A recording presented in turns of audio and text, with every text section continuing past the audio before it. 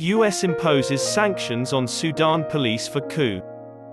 A year after Sudan's police brutally dispersed a coup protest, the United States has imposed sanctions on the country's police force. It was reported on Monday that the United States has imposed sanctions on Sudan's Central Reserve Police (CRP) for employing disproportionate and fatal force on protesters opposing the military seizure of power. Military police in Sudan, known as the CRP, have been instrumental in the brutal reaction of security forces to peaceful rallies in Khartoum, says a statement from the Treasury Department. Since the military seized over the nation on October 25, Sudanese security forces have used fatal force against protesters, according to Secretary of State Antony Blinken. CRP police used live shot at protesters on January 17, according to the statement, resulting in many deaths and injuries. CRP officers' rape, death, and torture of people are unacceptable, according to Blinken. As recently as March 14, there have been reports of CRP officers abusing their authority in a number of ways.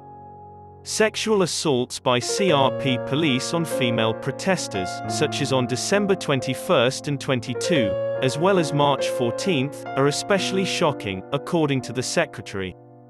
The Sudanese people want freedom, peace, and justice for their country, but these actions are not in line with that goal.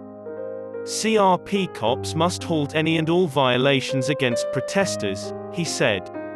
Sudan's security services for murdering, harassing, and threatening Sudanese individuals, said Brian Nelson, Assistant Secretary of the Treasury for Terrorism and Financial Intelligence.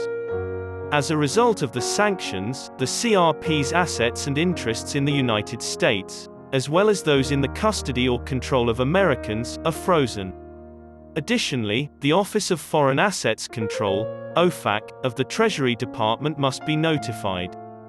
This ended Sudan's prospects of a peaceful democratic transition after almost 30 years under Omar al-Bashir.